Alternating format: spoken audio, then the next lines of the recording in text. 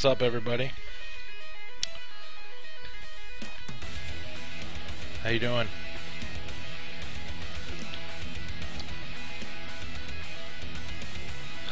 Nice, Naughty.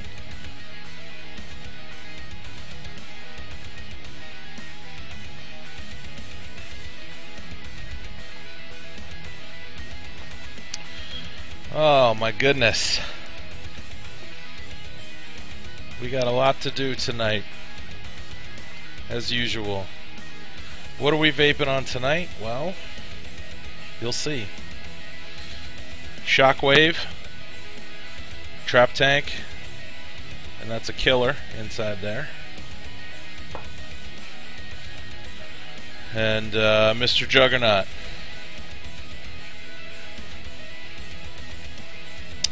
So yeah, it is girthy. But you know what? Well, I'll talk about it when we get to the review. But I like the Shockwave. I have to say, I'm impressed. So no, it's not the tuna can I was hoping for. It's not. I can't be honest and call it a chode mod. We're not there yet. What we need is a 26350 mod. Somebody needs to make a 26350 battery, and then someone else needs to make a mod. But we'll get there. We'll get there. Technology's moving quickly. So tonight we got the mod news as usual. We're going to be talking about some upcoming news, or upcoming reviews rather. Some stuff I got in this week. And then we're going to review the Killer and the Shockwave and the Juggernaut, and we got a bunch of giveaways too, so should be a good show. I apologize if I need to take a couple moments during the show because my eye is like going crazy. I think the spring's finally hitting and my allergies are kicking in, so my eye's going nuts on me. But so let's see. Gonna give some more people a little bit of time to come into the room. People seem to be filtering in still before we do our first giveaway, so I apologize to those early birds that are here already. But yeah, it's alright though. It's just my eyes just bugging me a little bit, so if I need to take a moment and, you know, clean up my business or whatever.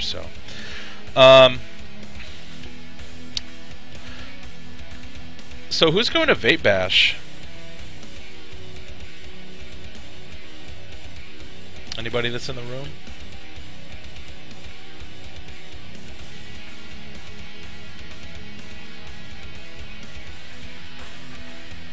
I know, it's 2 weeks. It's crazy. I'm very excited, actually. I think it's going to be a good time. Hey, what's up, Mr. Bear Brass Mods? How are you?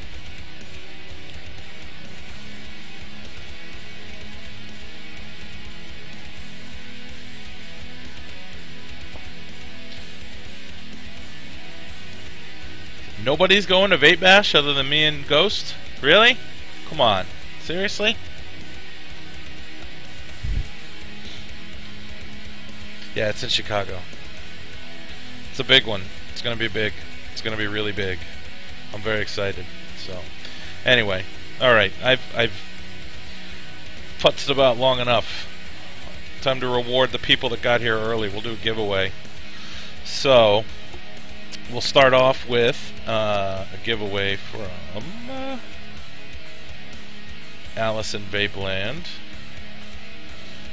And while you guys are rolling numbers, I'll tell you about Vape Fest a little later on in the show. I actually have that scheduled, so I will get to that.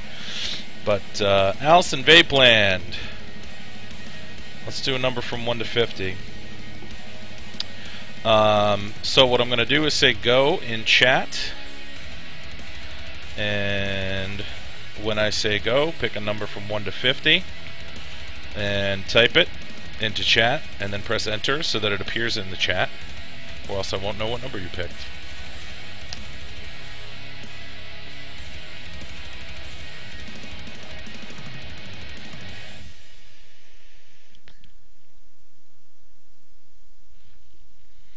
And this is a giveaway for 18 milliliter bottle of juice from Allison Vapeland. You get to pick your flavor.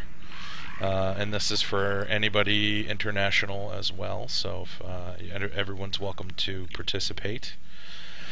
You get to pick the flavor, nic level, PGVG. You're going to send me all of that information as well as your shipping address, whoever wins that is. So, all right, we'll give it a few more minutes. Well, not a few more minutes, a few more seconds.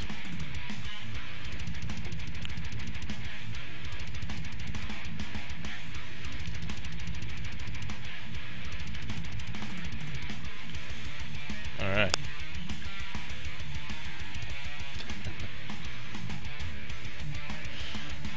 When I say stop, no more numbers.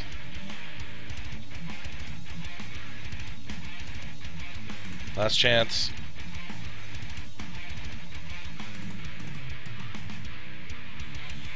Oh, and real quick, one win per show, please. I know I mentioned this last time, but just want to get that out of the way now. So, all right, stop. Let's see what we got. Lucky 7. Lucky 7. Who's the closest to 7? It looks like a tie between 1 and 13. Not a lot of numbers yet. Alright, so Protected and Real Zamicon need a roll-off between you two. So I'm going to say go. And both of you are going to pick a number between 1 and 10. Little roll-off.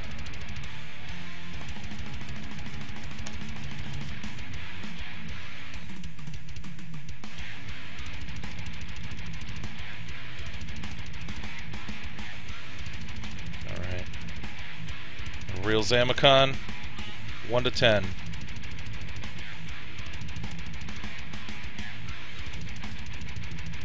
Come on, buddy. You can do it. I believe in you. There it is. Alright, Protected. Congratulations. I'm sending you my email address. Oh, Spanky had a 13 too? No. Oh, Jesus. Spanky did have a 13. I'm sorry.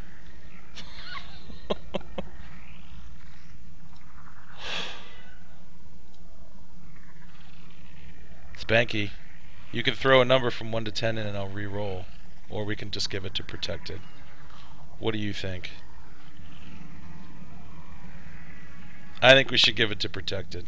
I'm going to give it to Protected. That's what's happening.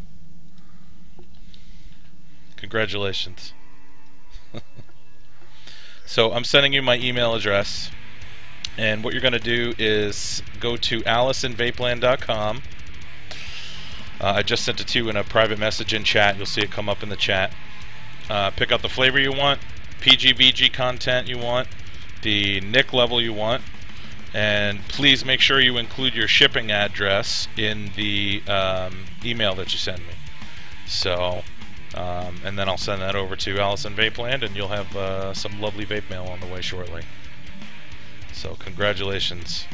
I highly recommend either Zombie Apocalypse or Pumpkin Tumble, but all of their flavors are very good. So, except I'm not a huge fan of Black and White Cookie, but that's a personal preference thing.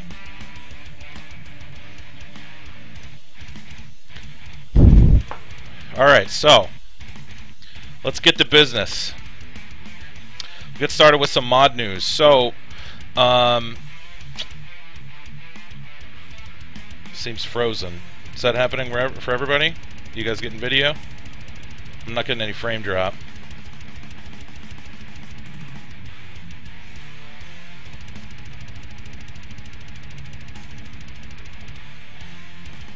Oh, I'm going to make you spend more money, Ghost. So is Benny the only one that can't see me? You guys are good? Okay, cool. Benny, try... just FYI, everybody, if you have a problem with video not loading, I don't know why this works, but it worked for me the other day, and it worked for a couple other people as well. Click on the video box. It'll take you to the hosting service page, or the page for the hosting service that we use.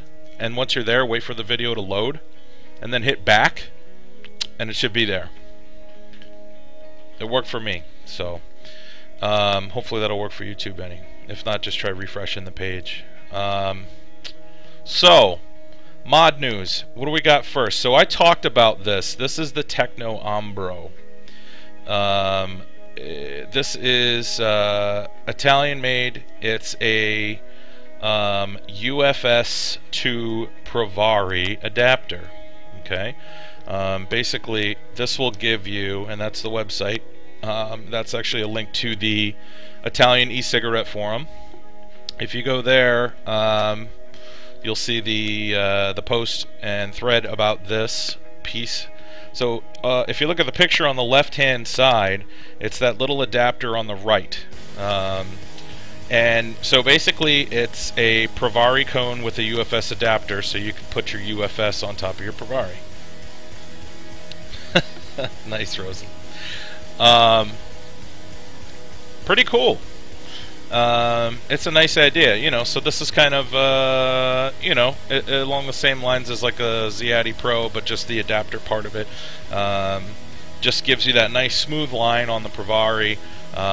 There are also companies that make just that ring, so that you can have, you know, your 20mm or 22mm device fit on there perfectly, and look flush or fit flush.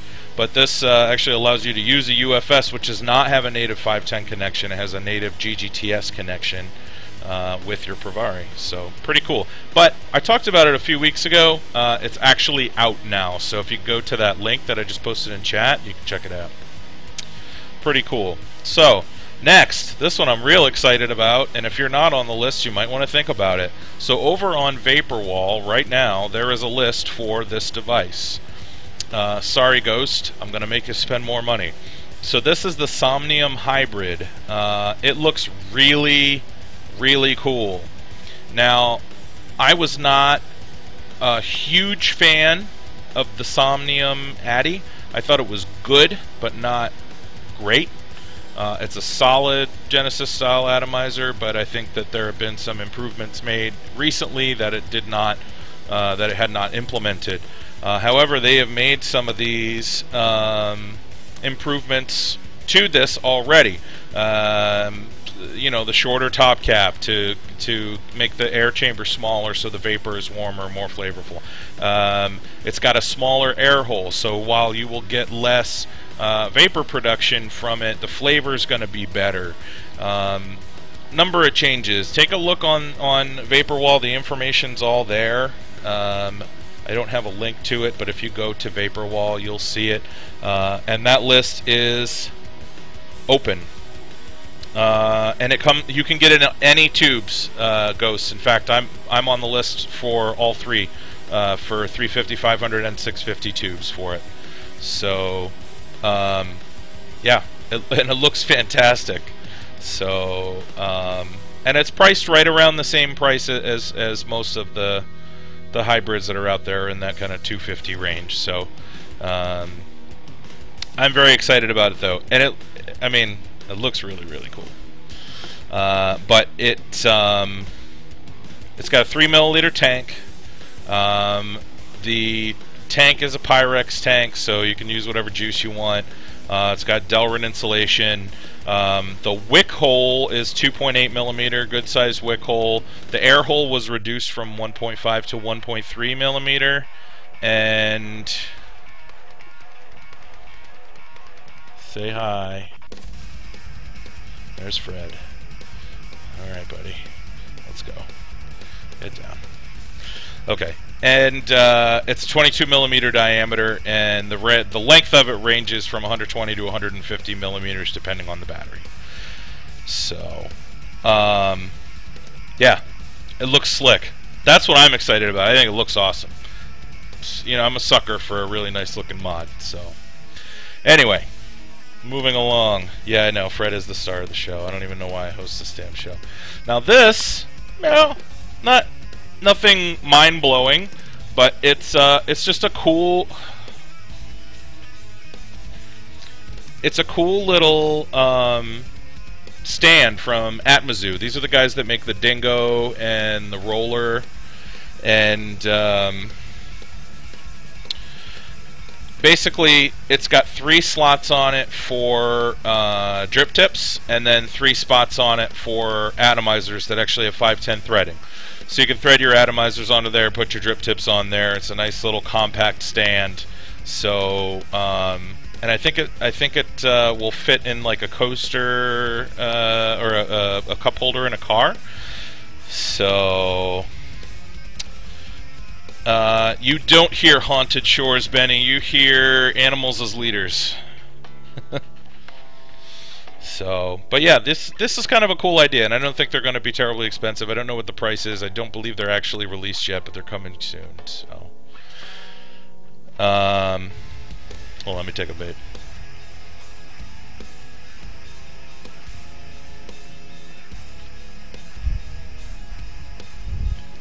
Well, I'm glad you're enjoying it. I hope you enjoy the music tonight. I know you like metal, so it's all instrumental, though. So,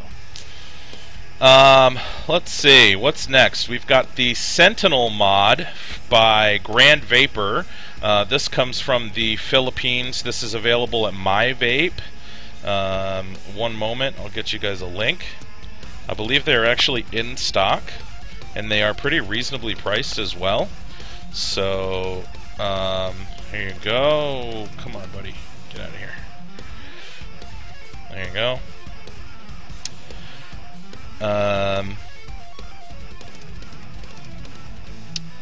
So yeah, so this is the Sentinel. They are in stock over at MyVape, available in brass or copper. So, it's, oh, god damn it. I'm gonna kill that cat. That was Fred that did that, by the way, in case you didn't figure that out. Asshole. A jerk. Alright, so,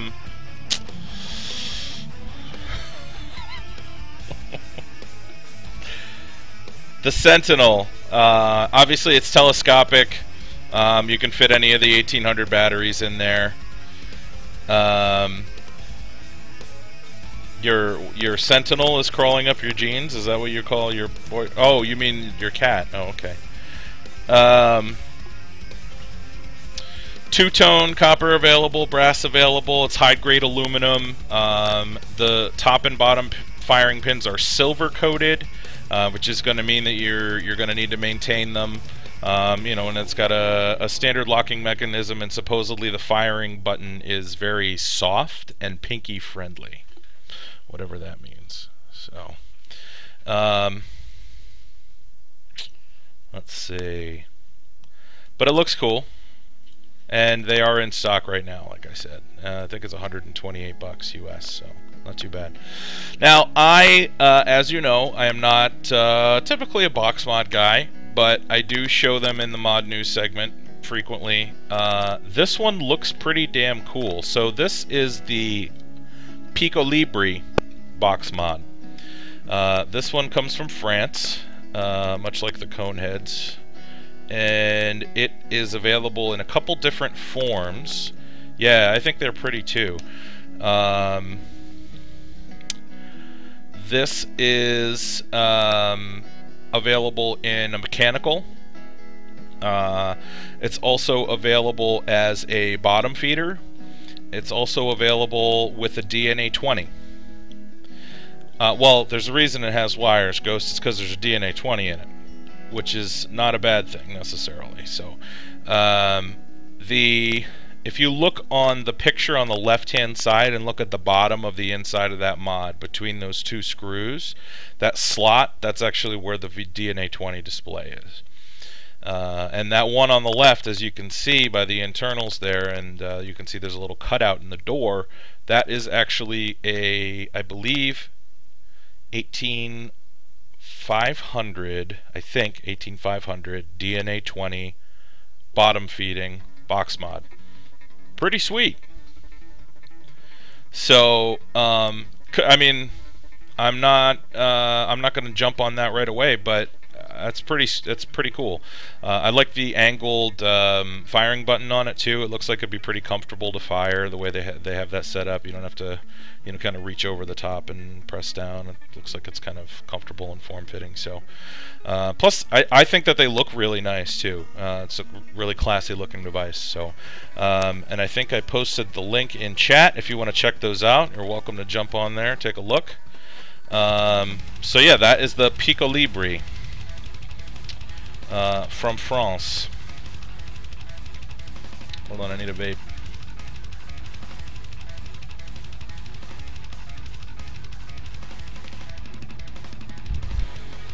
And that's pretty much it for new news this week. There wasn't a whole lot going on. I did read some article about some fellow that decided to have a cigarette or an e-cigarette explode on him, but it looked kind of bogus. It didn't look. It looked like he was just trying to make some money off the company that designed the device. But you can see the article on the Italian e-cigarette forum if you want to check it out. But all right, come on, Fred. Being a turd today. Let's see, what do we got next? Let's jump into another giveaway and then we'll get started and talk about some vape mail. So we're gonna do a giveaway from RTD Vapor this time. We're gonna give away a DID clone. So if anyone's looking for to jump into rebuildables maybe, or someone's looking for a good portable device they can bang around a little bit, DID clone's not a bad one.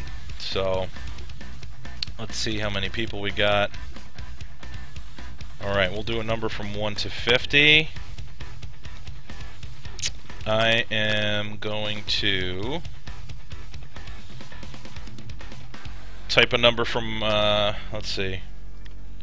I'm going to type go in chat, and what you're going to do is type a number between 1 and 50 into chat after I say go. Once we get all the numbers in, I'll click generate. Let's see who wins. Alright.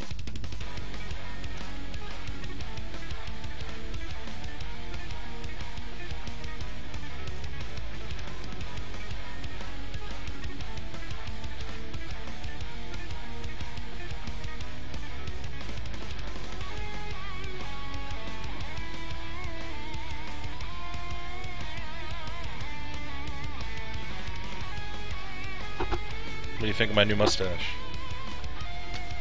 Fred doesn't like that. Sorry, bud.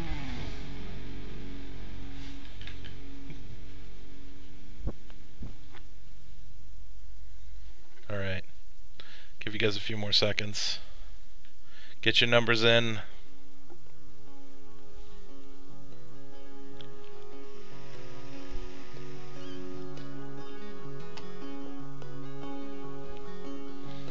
Alright. And stop. Let's see what we got. 18. Boom! Shane the Vapor, right on the money. I'll count yours, Rhonda, but somebody else got 18, so sorry. Alright, congratulations, Shane. I'm going to send you an email address. And if you can send me your shipping address, and I'll send that over to RTD Vapor, and they will send that over to you. I just sent it to you in chat. You'll see it come across in chat, coming from me directly to you. So, congratulations. Thank you, RTD Vapor. If you're not familiar with RTD Vapor, you should be. That's where I buy all my batteries.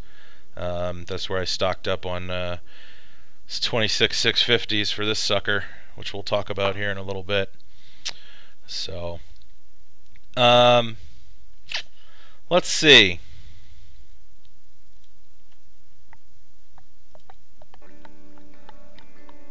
Was RTD in the room tonight? Oh no, sometimes he watches the show. Couldn't make it tonight though.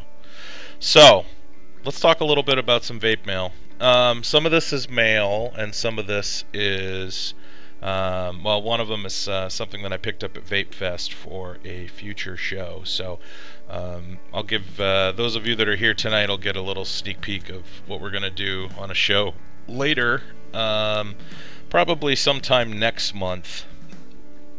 We're going to do a pipe off. So what I'm going to do is do a comparison between this one here. This is a Dragon E-pipe from E-pipe Mods. I have my Avis on here, which if any of you guys are Lord of the Rings nerds, you'll notice that it has, hold on, see if we can see it there.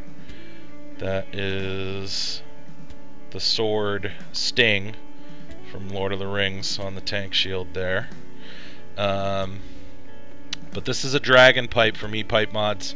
The Dragon pipes are a line that's angled and has a flat bottom, so you can put a decently weighted atomizer on it, and it'll stand up on its own, so you don't need a stand for it.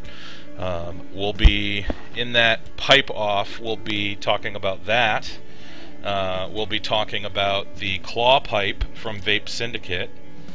We'll be talking about a pipe from Geppetto, and we'll also be talking about one of Mycroft Milverton's pipes. So it'll be all pipes, that show. That should be fun. So that'll be coming up sometime, probably after Vape Bash. We also have, I'm going to pronounce this wrong, but the Prometei, maybe, something like that. This is the drip tank from Bashik 1, the maker of the Hydra. This can be used as a dripper. This can also be used as a rebuildable atomizer, not Genesis style, but similar to a spheroid, where it has the batting on the inside, and then the wick feeds up into that, and the batting is used to hold the juice. So it can be used both ways. We'll be testing that out. I also got, I'm going to show this to you just because I love this. I've already reviewed it. You guys, those that watch my show, know this is my favorite Addy. But I had my engraved Hydra show up this week, which I'm very excited about. Yay. And another one from Bashik 1. This is his brand new Addy that I'll be reviewing probably next week. This is the Crystal. If I can get it to focus. Come on. Work with me. Come on, camera. Don't suck. Ugh. Slow. It's not cooperating today. But anyway, that's the Crystal. It's similar to the Hydra. It's got a similar top cap. It's taller. Doesn't have the tank protector on it. But we'll be reviewing that one. I don't know if they're all engraved, Naughty, but I actually wanted them engraved, so I didn't ask. You could probably get them not engraved if you wanted to, though. I like the engraving, though. I think that their logo looks cool, the Art of the Exhale logo. So anyway, so those, and then sorry, Mac. Yeah, just wait till you see the Shockwave. It's gonna look like a it's gonna look like an 18350 mod. And then this guy. So this little fella. This is a K-Fun 3.1 ES. We'll be talking about this as well in an upcoming show. So that's this week's Vape Mail. So now you know what we got coming up fairly soon over the next few weeks. I don't know. What do you think? Does this mod look big in my hand? Does this look like a normal size mod in my hand, or does this look big?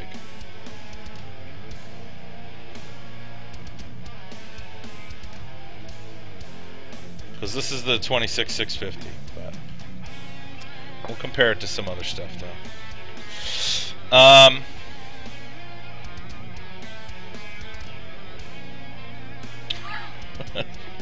Asian Mike, that's me. So, let's see. What else? Oh, Vape Fest. So, I know a couple of you were at Vape Fest.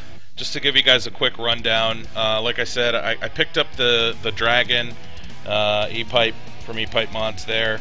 I was really impressed with the selection that they had there. You could tell that they were, you know, saving up stock for Vape Fest, because they had a huge table worth of stuff, and they had some beautiful pipes. I had a really tough time picking one out, and I wanted to come home with one because I'm doing this pipe show soon.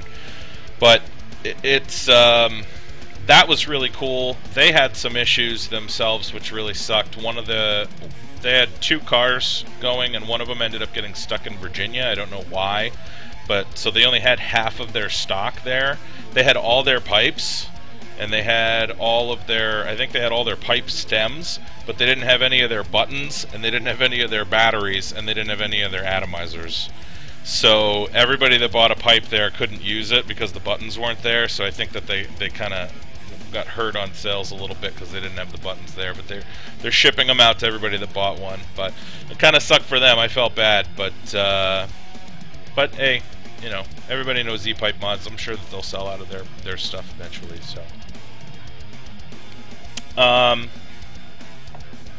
So that was cool. 310 Vapors was there. I got to try out the prototype of the line of Machiavellis that are going to be coming out. In fact, I talked to Mac, the maker of the Machiavelli. They look nice. The new switch on it, which if you guys remember my review of the Machiavelli, I bitched and moaned about the switch on that thing. The new switch is much, much better. It's actually similar to the switch on a Bear Brass mod now. Not as nice, it doesn't feel as well made, but it's still much better. It's flush with the bottom rather than you having to jam your pinky up inside the thing to fire it. So so that was cool. Actually, I think they were under the name Vapor Craze, but it's the same company. They were selling a ton of those Noble One hybrids. I did not pick one up, but I still might to review at some point. We'll see. And they were doing some pretty cool stuff with some of the smokers that were coming in. It was free admission if you had a pack of cigarettes, and they took your pack of cigarettes and nailed it to the wall, and then, you know, sent you over to a table where they did some instruction and helped people get set up with starter kits and that type of thing. So that was pretty cool. It was a little poorly organized. There was a line out the door the whole time because it took forever to register. You had to go in, you had to sign up, then you had to sign up for something else, so you had to fill out your name tag, and then they had to, you know, put it through a laminator. They didn't just have those little plastic name tag things that you could slide the card into, which would be a lot faster than having to wait for a laminating machine. And then somebody else puts stickers on them, and somebody else hands you some stuff. So it was a little bit of a cluster to get in, and that caused some, you know, major traffic at the entryway. But other than that, you know, it was a pretty good show, even though it was small. And I would probably go again, because for me it wasn't too far. It was only a few hours away. So it's definitely much smaller than VaporCon was, though, and it's definitely much smaller than Vape Bash will be. So anyway, so yeah, that was Vape Fest. What else? I got to try a couple juices. Actually, I got to meet Mount Baker Vapor, who sponsors a number of the shows on Vape On. That was pretty cool. I got to see a No Ma'am. If you are not familiar with the No Ma'am, it's named after the Al Bundy No Ma'am. If you're not familiar with that, look it up. But basically, it's a 26-650 hybrid. That has, I mean, the atomizer portion of the hybrid is like, it's like just gigantic. It's huge. It's got 4 negative posts and wick holes, and it was crazy. You can the tubes, you can get multiple tubes for it, and you can actually stack up to 4 26-650 batteries in it and run at 16.8 volts if you wanted to, because the fully charged battery runs at 4.2 volts. So that's kind of scary. But it's pretty cool, honestly. If they do another run of them, I'll probably get one because it's kind of awesome. So after using the Shockwave, I have to say I don't hate the giant mod. But we'll get to that. So let's get talking about some of the devices we're going to talk about tonight. We'll start with the killer. So what I'm going to do with this review is I'm going to do it kind of backwards. I usually kind of go over the internals and everything and then discuss the vape quality last. But I'm going to do it the other way around for this one because it's kind of a pain in the ass to disassemble because it's a cartomizer inside, or it's a rebuildable atomizer inside a carto tank. In fact, you know what, I'm probably not even going to disassemble it and just explain it to you and maybe show you guys a picture. So basically what the Killer 705 is it's a device that here, hold on a sec.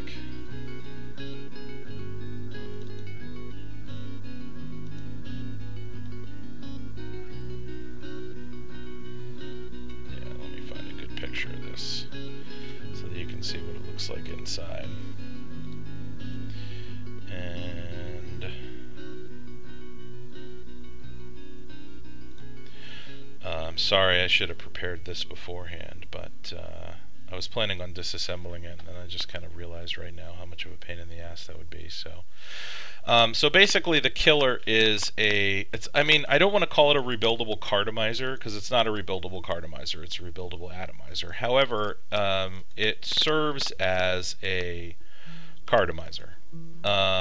You can use the device in a carto tank, you can use it as a dripper.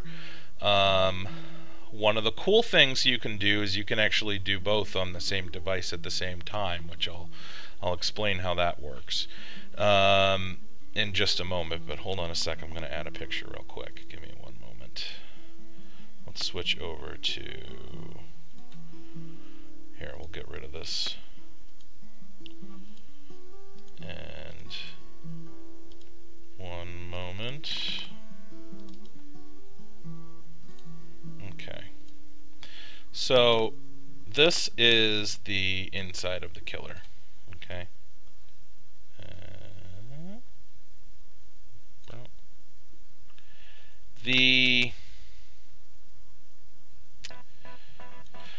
it's a Greek-made device, and the internals are what you would expect from a Greek-made device. It's got the ceramic cup, that kind of CE2 style ceramic cup, and it has the coil and the wick through that cup, through the chamber to the channels on the side, and then you have to use NR wire and resistance wire and twist them together in order to create the coil that you use for this device. You need no resistance wire that runs down the sides and creates the connections for the device because you can't have those legs heating up. That's just the way that it's designed. Similar to a Penelope, similar to an Odysseus.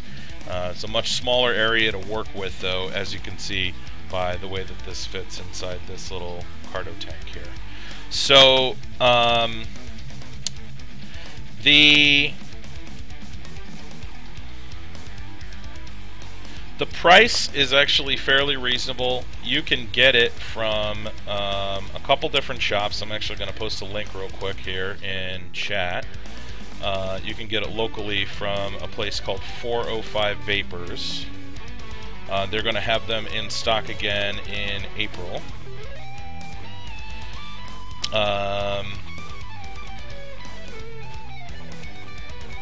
And that's the name of the pipe site, by the way. It's ePipe Mods.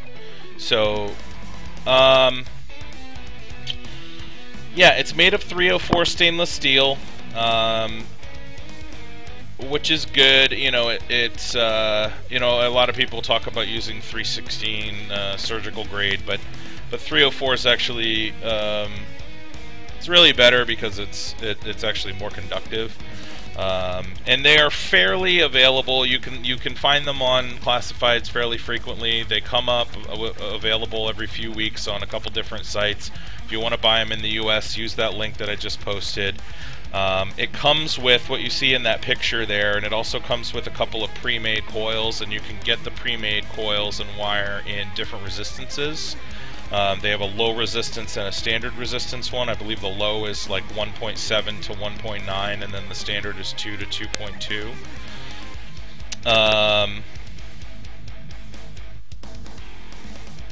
The dimensions of it, as you can see here, are very small. I'm using this on a standard trap tank. The killer goes from the base of the Shockwave here up to here, where that little lip is right there. That's the bottom of my drip tip, okay? So, and the killer is the same width as a Cardo or a 510 Addy, except for the middle section that you can see that's in the tank there, that's a little bit wider. So it won't pop out, it won't slide up, and it won't slide down. Which is pretty cool. It adds, you know, you don't have to worry about the issue with the Cardo tank of the thing just coming flying off on you. Even the opposite way, you can't pull it off enough for the juice to come flying out of the bottom, which is nice. So, as long as you're using a decent tank, obviously. The size, like I said, it's a little about the size of a standard Cardo,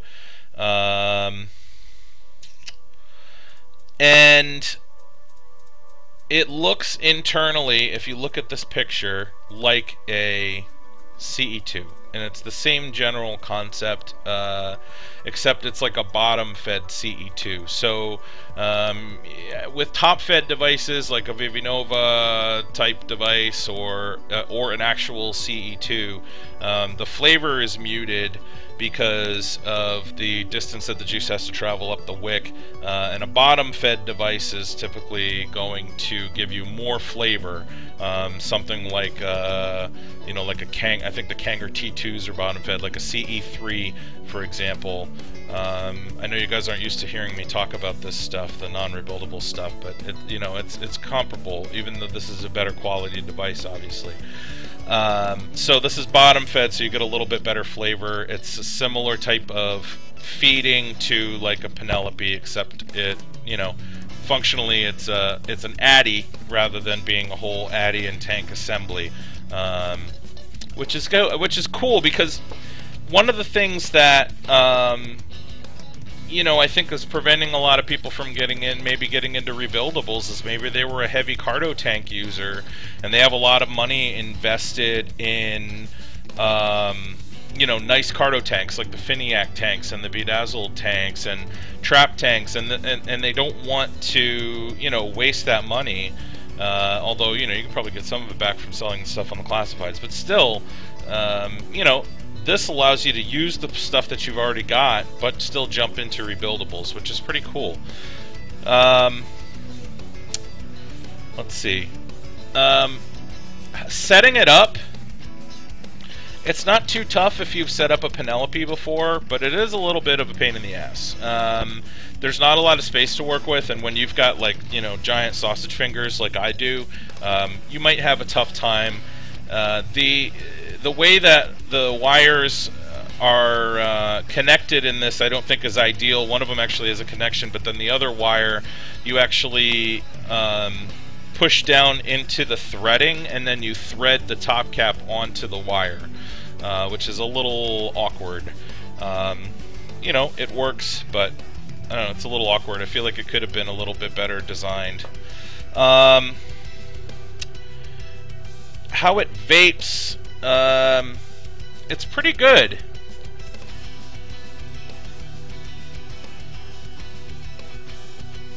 I mean, the vapor production's good, the flavor's good. I don't love...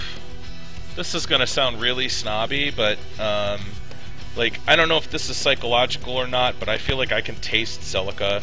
I've been off of silica and cotton wicks for so long, and just using mesh even in drippers and stuff.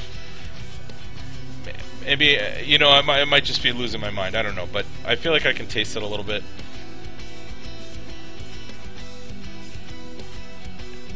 But the vapor is really warm. It's got more throat hit than a Jenny. You don't have to go as high with the wattage to get the warmth and throat hit that you want. It's just the nature of the mesh, because obviously the mesh heats up and doesn't allow the coil to heat up as much as a silica does. So so that's good. So your battery will last longer because you don't have to pump out as much wattage. You get the same type of vape. It's a little finicky. So one of the cool things about this is you have adjustable juice flow. So if you look inside here, I don't know if you can see this if you look really close, but you see that little hole right in the front there, just at the base of the on the inside of the tank here, just above my fingernail. There's a little hole in that little space there. So that's where the juice goes in and makes contact with the wick. You can twist the little piece that you see on the left-hand side in the picture next to me. That actually the killer screws into. It's like a 510 to 510 adapter, basically. And what that does is that opens and closes the juice flow. However, I think it's supposed to be relatively easy to do. This may just be a product of the trap tank that I'm using it on, but it's a pain to do. Every time I try to do it, it just ends up twisting. The way it's supposed to work is you turn the tank, and it turns it. But for some reason with this tank, it's not snug enough, or it's too snug or something, and when I turn it, it doesn't move at all. So I don't really know.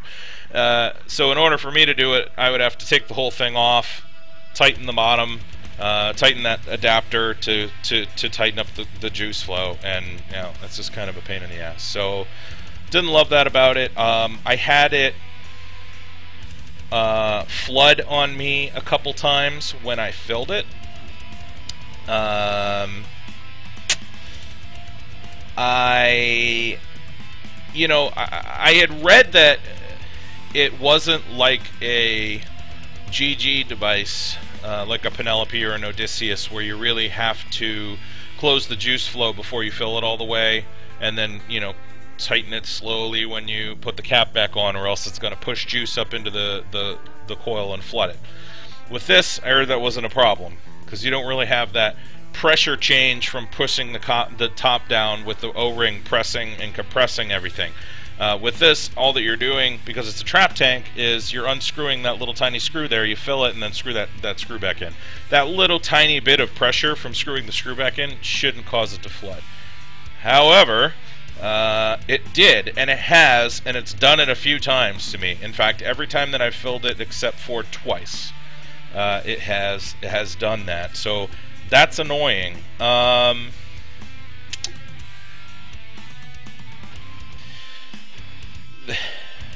Yeah, I mean, it is what it is. Now, that said, I want to point out a cool feature about this. If you are able to easily close off the juice flow control on it, which you should be able to, and apparently I'm just the only one that has a tough time with this. Maybe, like I said, it's because of the tank that I'm using. I don't know. But if you can close off the juice flow on this, this is a really cool feature to this device, okay?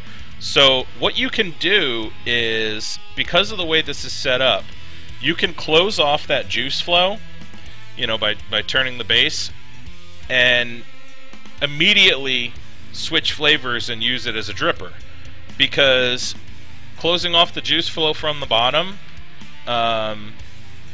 it is in a sense a 510 dripping atomizer that just has holes in the sides that can pull juice in from the tank. So you close off that juice flow, now you got a dripping atomizer. That's pretty cool. So I do like that feature. This would be a good device to take to a vape meet, for example. You could have your regular juice, and then when you want to want to try something out at one of the tables that you go visit, you just twist off the juice flow, pop the top off, maybe take one puff on it first just to dry the addy out a little bit so you don't get the juices mixing too much, and then, drip away. So, yeah, it's not cheap. It does have engravings on it. It says Killer 705 on it, and then it's got a number. This one's number 9. Hold on a sec. The price on it, actually, you can see if you click on the link that I posted earlier in chat. So if you scroll up a little bit, that 405 Vapors link, they have them available there. But I think they're around $75, something like that, for it. So, but like any rebuildable, it's an investment, and if you look at it as, well, then I never have to buy 306 atomizers again, or 510 atomizers again. Oh, it's down for maintenance. There you go. But if you look at it that way, then it does actually save you money in the long term, unless you buy new devices every week and review them. But so back to the Killer though. You can also adjust the airflow depending on the device that you're using by sliding the tank up and down on the base, which is kind of nice. It doesn't work on this one. It only works on a flat top, but this device has air slots. I don't know if you can see those or not, but it's got air channels there on the sides. So you can adjust the airflow on this, which is fine because it actually was right around the draw that I like personally. Felt like about the same draw as like a 1.2 mil air hole on a Jenny. So that was good.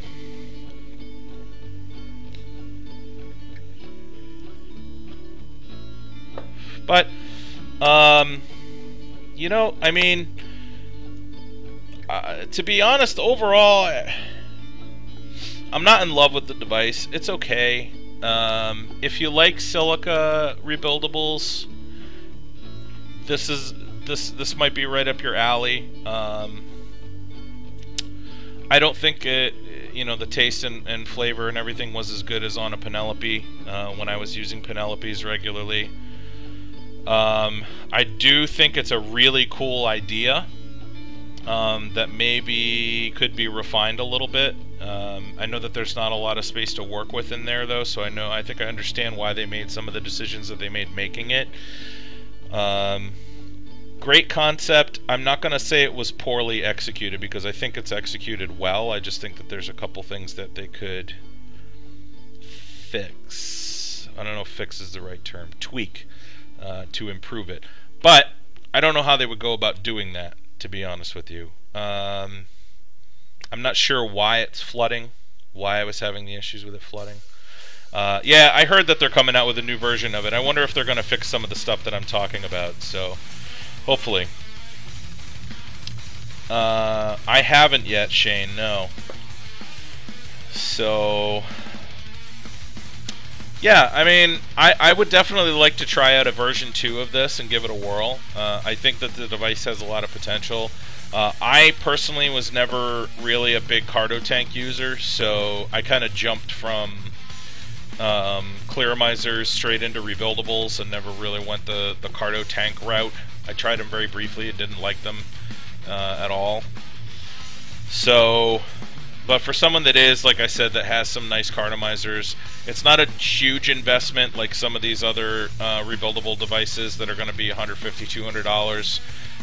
You can get this for a more reasonable price and put it in one of your existing Cardo tanks and have a decent rebuildable vape that's definitely... Now, I complained about this device a little bit, but I mean, let me just get this straight. It's a lot better than the vape that you're going to get from a cardomizer. It's not even comparable. Okay? It's just that I had a couple little finicky things with it, and I'm not really a big silica guy anymore. So, it's some of it's personal preference. Keep that in mind. So, yeah. That's pretty much it, I think. So the Killer 705, I like it. I don't love it. I wouldn't use this device personally. I definitely see a market for it. I can see why they're selling.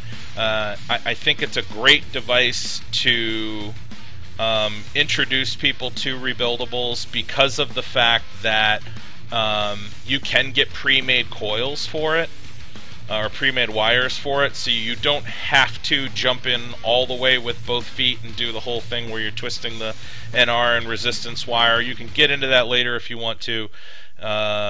It's not too difficult to set up.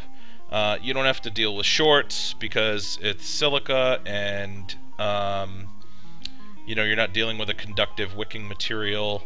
So would I recommend it? Yes. Is this going to be something that I will use on a regular basis? No. So yeah, that's the Killer 705. I'm going to take another vape on it.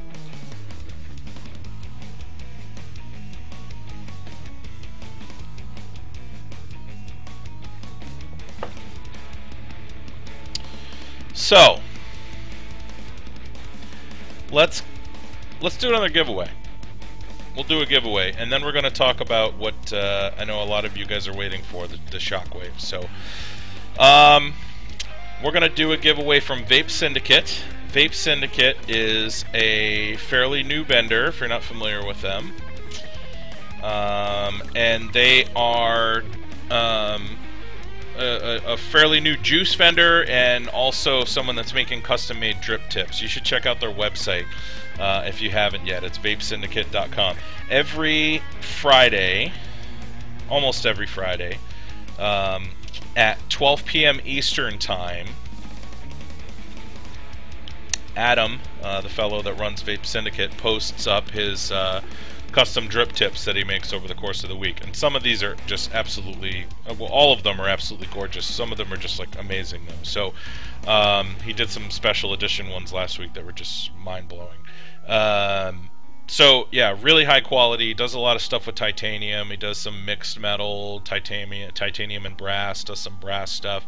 Really nice drip tips. Highly recommend those.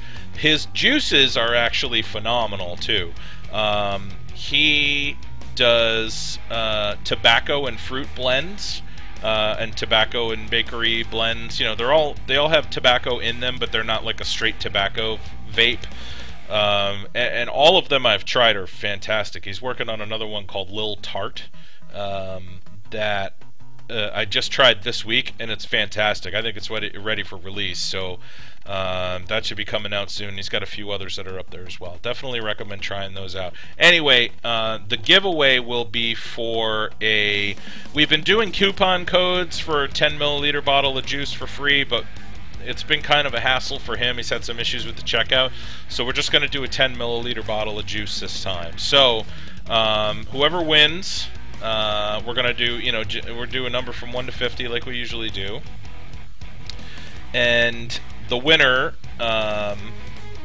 is it 50? Yeah, we'll do 1 to 50.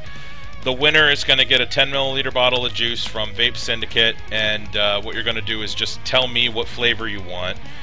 There's only a few of them on the website to pick one. I can't really pick one to recommend because I like them all. Well, I guess Jungle Fever would be my favorite, but only barely. And then you're going to give me the PG-VG ratio you want if you want a custom one, and then the Nick content that you want, and then you got to give me your shipping address as well. So anyway, I'm holding up the works here. I'll say go in chat. And when I say go in chat, pick a number from 1 to 50.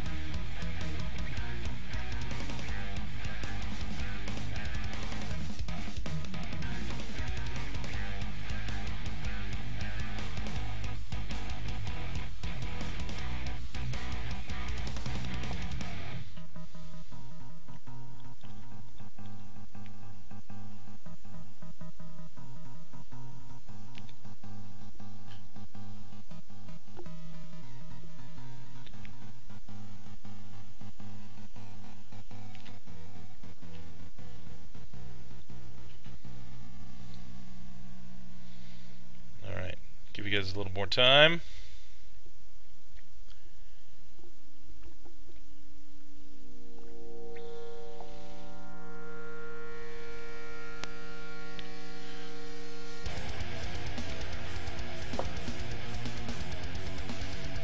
And stop. All right, let's see what we got. 39. Naughty. Boom. Right on the money. Nice work. Any other 39s? I think that's it. Congrats, man. I'm going to send you my email address.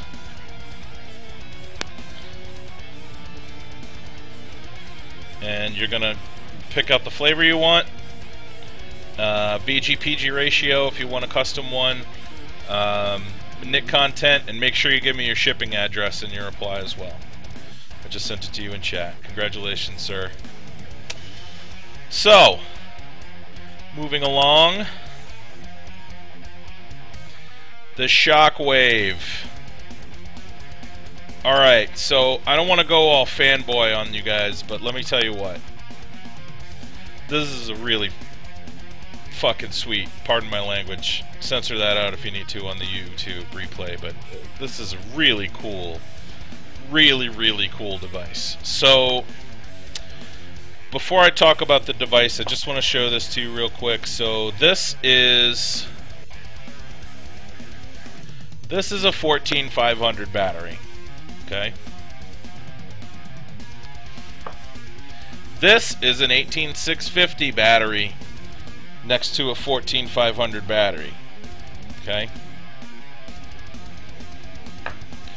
This is a 26650 battery next to an 18650 battery next to a 14500 battery. All right. This is the one that the Shockwave takes, the 26650 battery. I don't even know how many milliamp hours this thing's rated for. No idea. It's a lot. It's enough. The voltage stays high for a long time on these things. So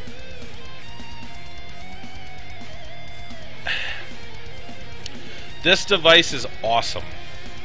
Everything about it is fantastic. It hits hard. Incredibly hard.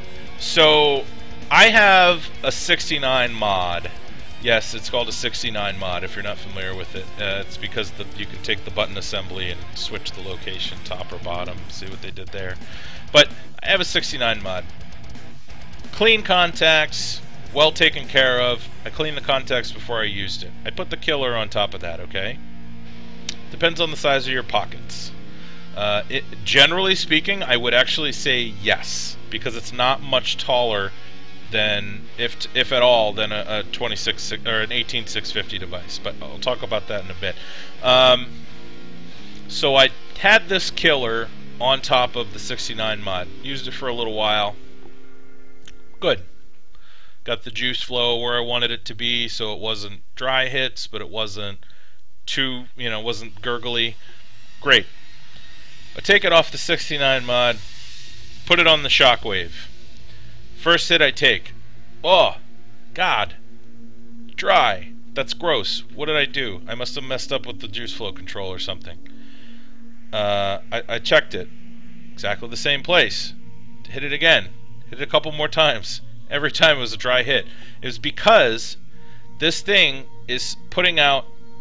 It has so little voltage loss that it's actually hitting that much harder than the 69 mod was. And the 69 mod is a pretty good performing device. So I had to open the juice flow control up just because I switched the device that I was using. Same voltage. I mean, it's not like a 26650 puts out more voltage than a freshly charged 18650. Sorry. They're both 4.2. I measured them. So the thing just hits hard. It's not as heavy as you would think it is. The metal is really thin. It's really, but not like flimsy, it's just thin. It's really well machined. It's really cleanly machined.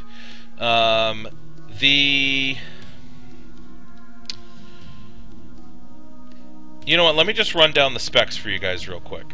So I'll talk about these features individually. It's got an on-off switch, a master on-off switch on the bottom that looks like the T from Super T Manufacturing. I'll talk about that. The contacts are plated with rhodium. If you're not familiar with rhodium, it's an extremely pricey, precious metal that is highly conductive and also hard. It's not a soft metal like gold and silver, and it also doesn't tarnish. So the big negative to using that is that it is pricey, but they use rhodium plating on the contacts here. It has a lifetime warranty. Okay, awesome. The switch location is on the side. Don't love that, not my favorite, but whatever. If that's the only thing I can complain about, it's really not a big deal.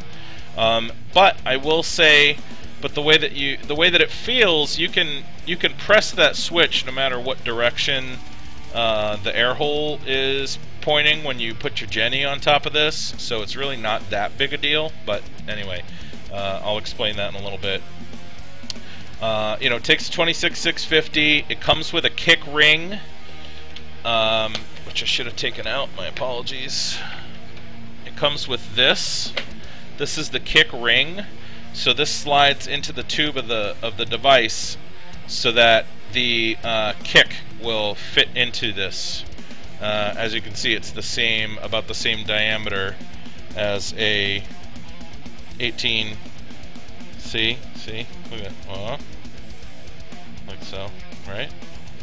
Okay. So it's about the same diameter as an 18650 battery. So you can pop a kick in there if you want to. I personally don't use the kick anymore, but I know some people do. Yeah, that's true, Chris. It has a replaceable mechanical snap-in action switch. Okay, I'm not gonna pop this out, but basically this switch assembly pops out crazy easily. You can just pop it out and replace it. It's rated up to 10 amps. Okay, and it's really easy to remove.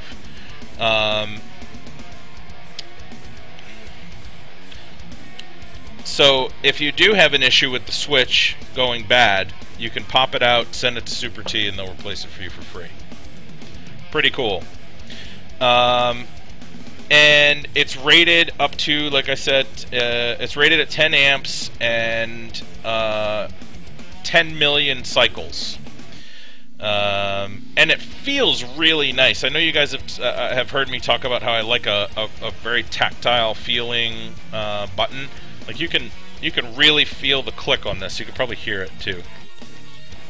I don't know if you can hear that click, but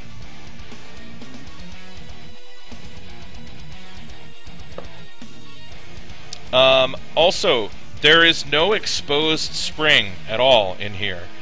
The way that the connection works so that it makes good contact with the battery without a battery rattle is this rhodium plated contact at the top is actually spring loaded. So this goes in, as you can see. So it's always a snug fit on the battery. Okay? So it's got constant pressure on the top. It's got a plunger underneath the rhodium contact there. And I told you about that slide out switch module, which is pretty cool. So that's the feature list from the site. Now, this guy is not readily available yet. This was a pre-order that's been taking forever. The pre-order list started like last April, and these things are finally hitting the market now for those that pre-ordered. So, just give it a little bit of time. They should be available. I hope it's not a limited run, because these are awesome, and I want to see more of them hit the market. I think that this could be a really popular device, much like how the Precise Plus has become a more readily available high-end device that's reasonably priced. Not out of the ballpark. I mean, you can get a good mechanical mod that performs really well for under $200. So these will probably not be under $200, but I want to see them become more available. So it comes from Super T Manufacturing. I should have posted the link. I apologize. It's exactly what it sounds like, supertmanufacturing.com. Take it easy, Mac. Thanks for coming by. Same place you can get the Precise Plus and other very nice devices, like the Ella. I think that's how you pronounce it. So, some of the other features on this. So it's got an on-off switch. This is really cool. So down on the bottom, you see this T? You can turn this just, you know, a couple clicks or one click depending on, and what it does is it telescopes out a little bit and it removes the contact or separates the contact at the bottom of the battery from the battery. But you know, so now I fire it and you can hear nothing, and then you turn it back, and I did more clicks than I needed to, but and there it is. Now it's firing. It's pretty cool. And the thing that I like about the way that this feels, it's not like a regular lock mechanism that you've used.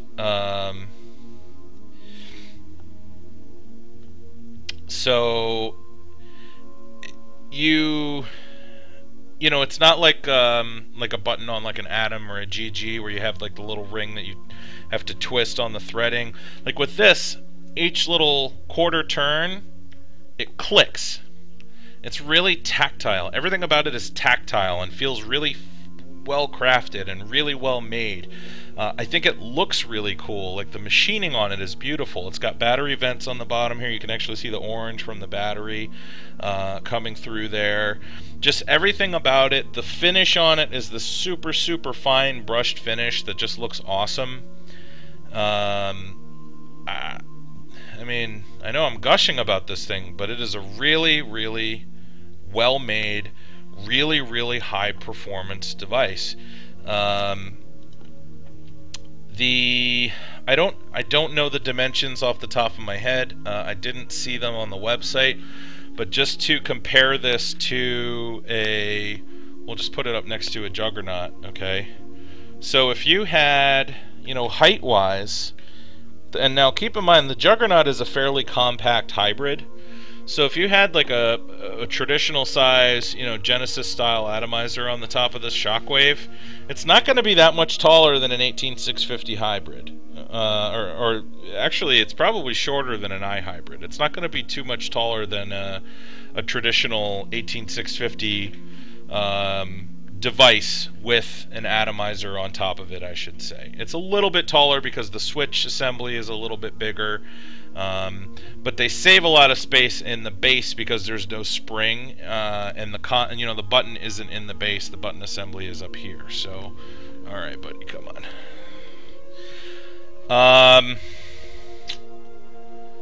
It's all stainless other than the rhodium contacts, like I said, and then obviously the switch assembly. I'm not sure what the electronics are that are used inside the switch.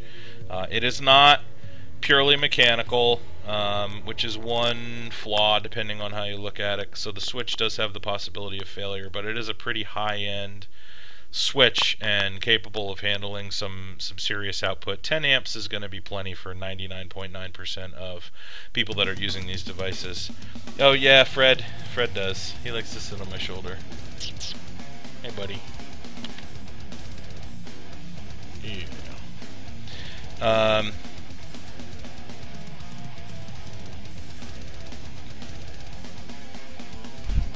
The connection on it. This is also rhodium plated. You can't. I mean, obviously you can tell that that's rhodium, right, guys? Right? You know that that's rhodium. I can certainly tell. It has air grooves. Now, one of the things that I really like about this is, yeah, he does that too. So one of the things that I really like about this is pretty cool. So the top cap, if you want to use something that has you know, airflow in the base, like a Penelope or like a Killer or something like that, see how it's tiered and it's got steps? So the 510 connection connects in there, but the 510 threading never covers up the air holes in the 510 connection.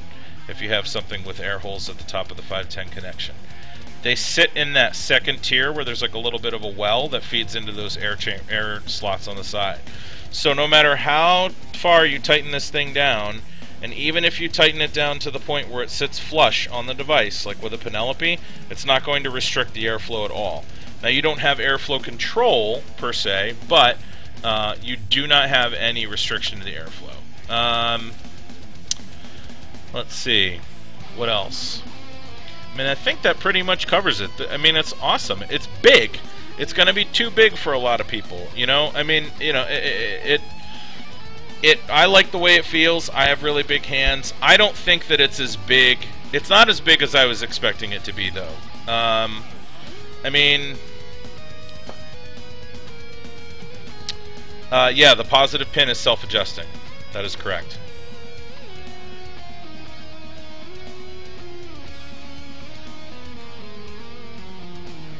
But like here, let me just grab another. I'm going to grab another 26650 mod real quick, just to show you what I'm talking about with the size not being, you know, out of control. Okay, so yeah, I know you guys are going to hate me. Sorry. So this is what it looks like next to a Caravella, and now I know. Oh, he's showing off the Caravella again.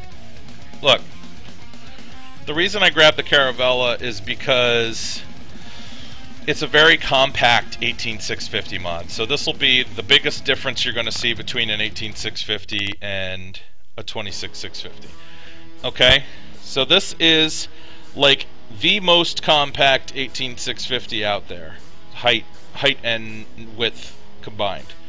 So it's, you know, it's a little bit wider, yeah. It's more that it's more tall than anything else. You know, it's got a good inch on the 18650 mod there, but the width isn't. I mean, it's bigger, but it's not like absurd. Okay, even in a close-up. I don't know. You'd really have to feel it, and it's not super heavy either because of the way that they designed it. One of the interesting things too, I'm not going to show this to you, but the inside of this. So this top part right here on the top of the button, that's a solid piece of steel, but what they did was the parts that are solid, they actually drilled holes in it to alleviate some of the weight and remove some of the steel without affecting the strength.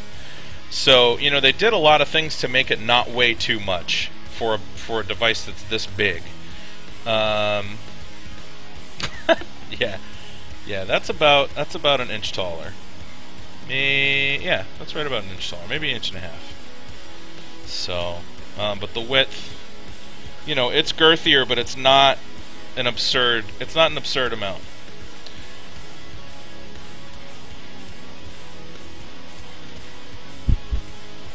So, yeah, I mean, in summary, it's really good. I really like this device a lot. Do I like it more than the Caravella, which is, you know, my favorite device ever? Probably not. Do I like it more than the Bear Brass mod? Probably not, which is a very, very close second favorite device of all time. As soon as we get a nice design on the tube, it might overtake the Caravella. If you're still watching now. Are you watching? Al's still in here. But the only reason is because, well, there's two reasons. I do prefer a bottom button, and it is big. It's not a tiny, you know, it's not a small device. It's certainly not a compact device. Don't think I'm trying to fool you into believing that this thing is some kind of, you know, tiny portable device. It's not. This is, you know, it's got a big flat bottom on it that's designed for you to be able to put this down on a table. It's like a tabletop at-home device. You know, you can leave a battery in there for 2 days and not have to charge the thing. Maybe longer than that, depending on how you vape it. So,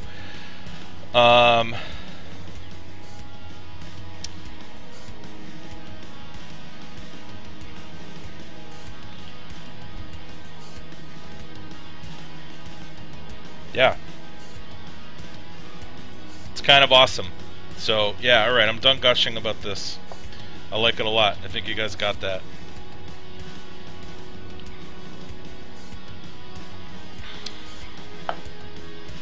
Yeah, you actually Springfield. There's also a list on Core Vape as well. And Al, correct me if I'm wrong, but are you gonna continue to run the lists on both Core Vape and Vaporwall? If so, Core Vape might be easier for you, Springfield, to get into, to get on the Bear Brass Mods list when the next one goes up. So I'll let you talk to Al about that in chat, though. He can help you out, I'm sure. So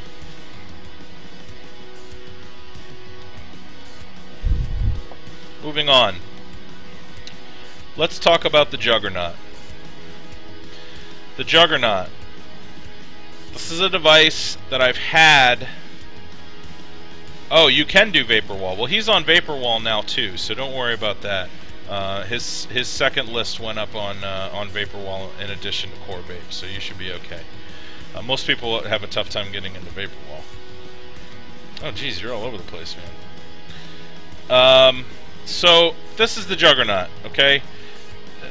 You know, there's been a lot of hype about this device.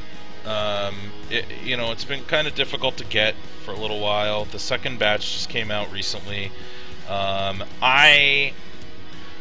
So before I had a chance to review it, it was announced that there was an upgrade kit coming out. So I was put in a similar position to what happened with the Silver Dog, which, if you guys remember, I did a review, but I waited to do the review until I got the upgrade kit. This is something that I feel strongly about. These modders that are making these devices are putting a lot of effort into this. Whether it's one that I like or I don't like, I have the utmost respect for what they do.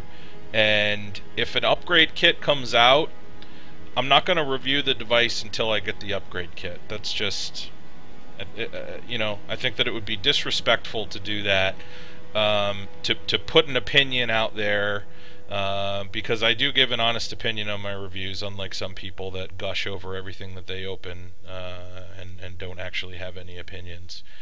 You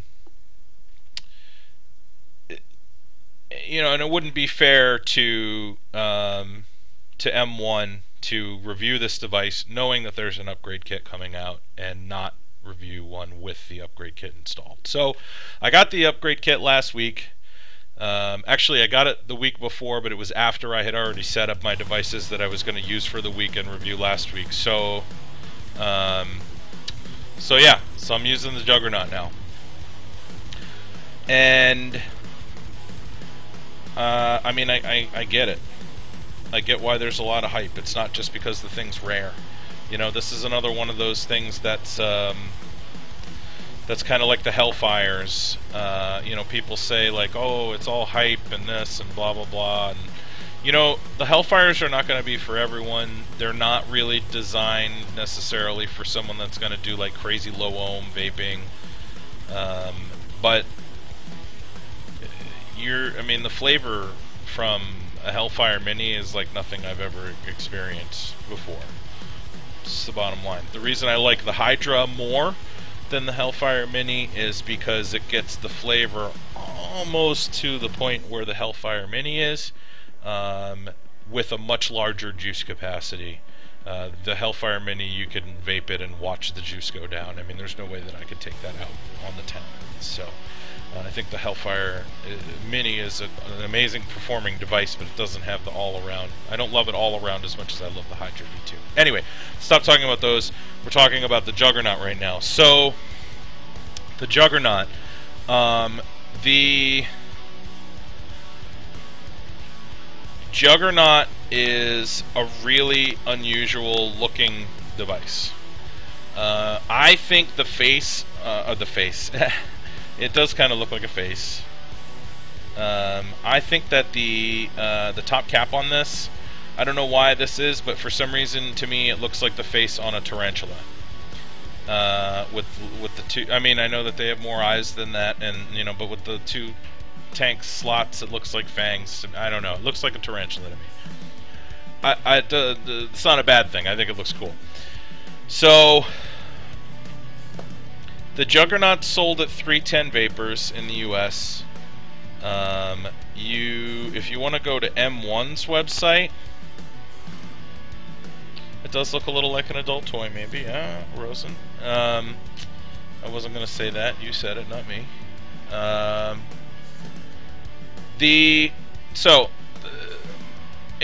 think it looks cool, though. I mean, the design is definitely unique. It's got kind of a slight taper to it. The top cap integrated with the tank sleeve. You know, when that came out, it was a brand new idea, or not something that I had seen before, anyway. The bottom button on it, I like a lot. It's actually got similarities to the bottom button on the Bear Brass mod, which I like a lot. It's the flush. And it doesn't require much. There's very little throw. I mean, like, you see how much I have to push down on this to get it to fire. That's literally it. Nothing, you know. And it does lock. It's got this little thing there. Comes out, locks it. So, well, thank you, Shane. Take care. Hold on.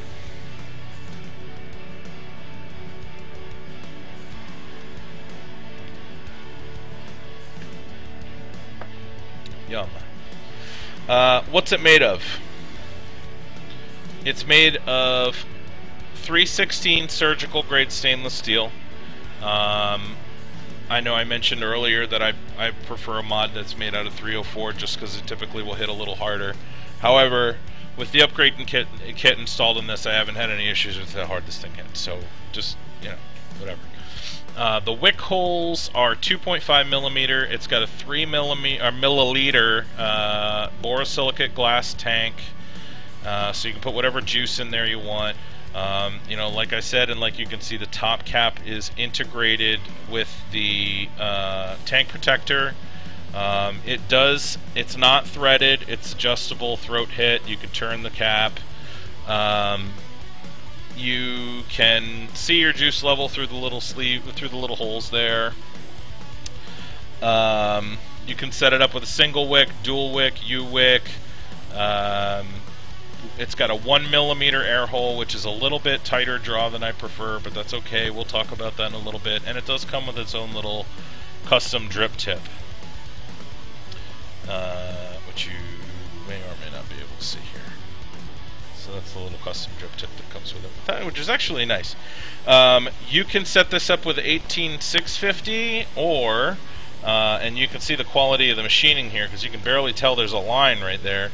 But you can actually see, now that I'm unscrewing that, you can actually take this bottom section off, attach that there, and it becomes an 18350 hybrid. Okay. Take another vapor.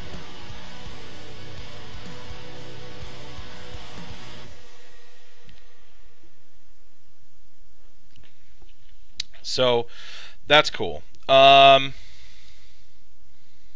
me see here. Hold on a sec. Scroll up and get my notes. So, what does it come with? It comes with this and the usual stuff, mesh, wire, that type of thing. I'm not even going to get into it. And you get the drip tip, and you get the 2 tubes, so you can set it up 18350 or 18650. It's pretty compact for a hybrid. It is much, much shorter than the iHybrid. It's heavy, though. It feels very heavy and sturdy and does not feel cheaply made at all. I like the way it looks. It's very unique. I like unique. Like I've told you before, that's one of the things. That's one of the reasons why I'm excited about the Genie Cube that I have on the way, because it's so unusual looking, and I think that this is a very unique, unusual looking device as well. So that's very cool. The firing button, like I said, feels good. It's very, you know, it's nice and tactile, but it doesn't require you to press it in very far at all. So you can press it with a knuckle, like so, like I'm firing it right now.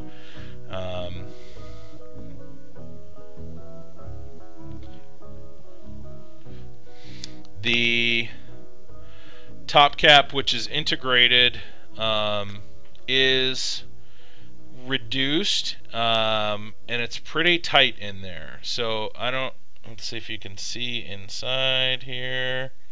Hold on, let me angle that so that you can see how it's reduced in the top there. And yeah, so so that sharpens the flavor a little bit. Not that you're going to have flavor issues, because it does have a 1mm air hole. So what that's going to do is tighten the draw, reduce the vapor a little bit, and increase the flavor. So the flavor is really, really sharp from this device. It's really clean, really sharp. I like it.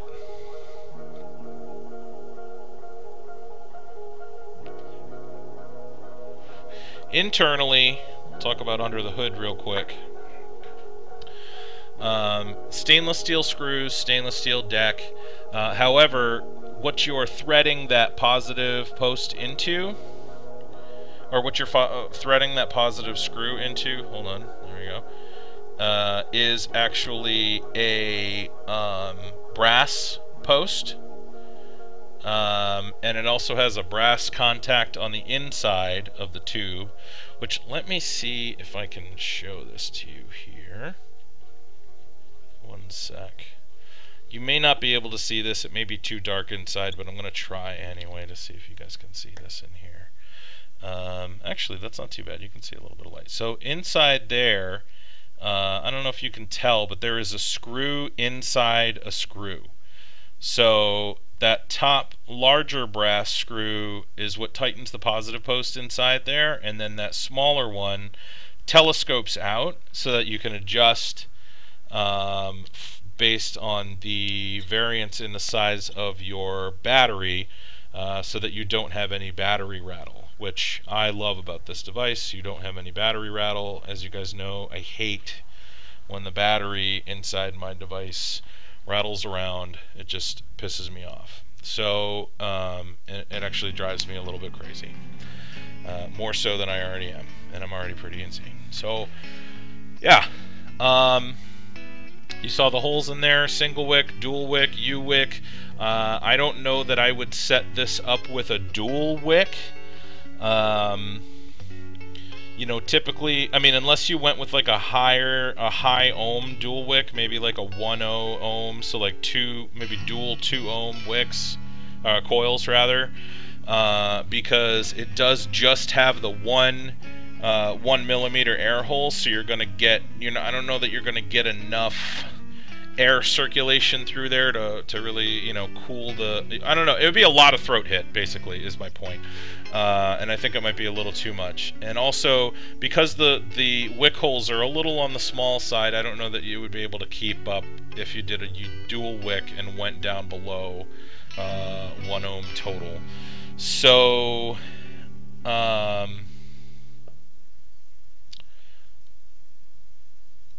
so that's correct. The Addy is affixed to the mod. It is part of the mod. That is connected right there. That's all one part. So this is not one of those hybrids like the Megatron where you could take the Addy part off and put it on another mod, for example. This is not removable.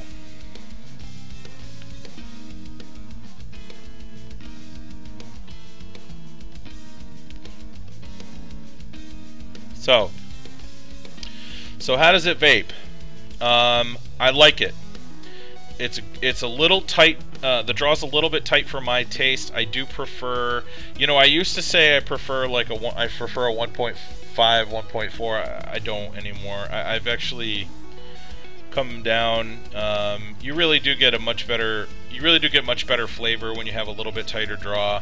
Now I typically am in the 1.2 to 1.3 range. That's my sweet spot. Depending on the device, sometimes I like it a little bit airier, a little bit tighter, I mean, really depends. Probably something with a really, really tiny top cap, like a Nahual or like a Hellfire Mini. I think I would probably prefer a 1.3 over a 1.2. Something that's got a little bit larger top cap, maybe a 1.2, just to give it a little bit sharper flavor. So this one is a 1.0.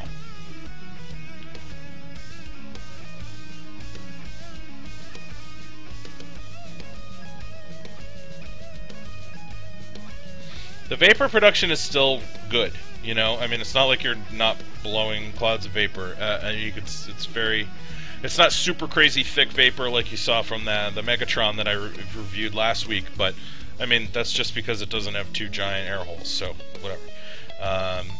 But the flavor production that I'm getting from this is just as good as the flavor production from the Megatron, which I had set up with a dual coil and had the two air holes and was using much more battery life. So, you know, you can get the same amount of flavor from a more compact setup like this.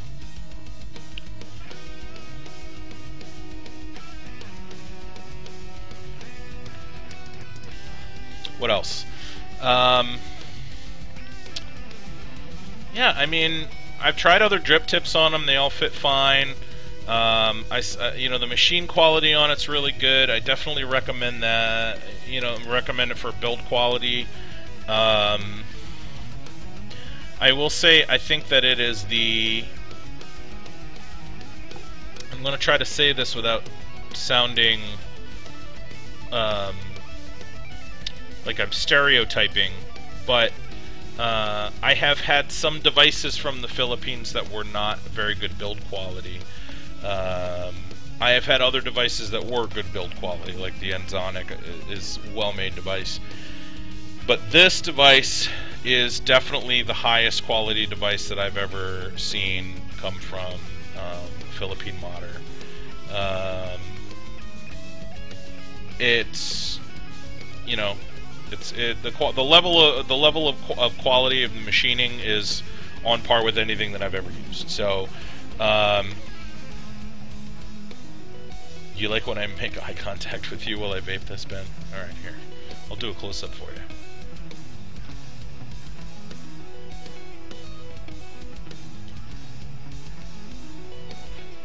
How was that? Did that do it for you? I hope so. So anyway, yeah, I mean, I don't know. There's not really too much more to say about it. A lot of, obviously, you know, with like any Genesis device, there's going to be a huge variance in performance based on how you set it up. You know, if you don't set the coil up properly, obviously it's not going to work properly. If you don't set the coil up so that it wicks well, you might have some issues, you know, especially if you try to go low ohm, which I know a lot of you are low ohm vapors. So let's talk about kind of a summary of the pros and cons here. So pros I've already gone through. I mean, most of the stuff about this device I love. What don't I like about the device? There's a couple things I don't like. First of all, personal preference. Like I said, I would prefer the air hole just a tiny bit bigger. I would actually like to try setting this up with both air holes drilled out and set up with a dual wick, just to see how it performs like that. But I do like a dual wick where you have direct airflow over both coils. I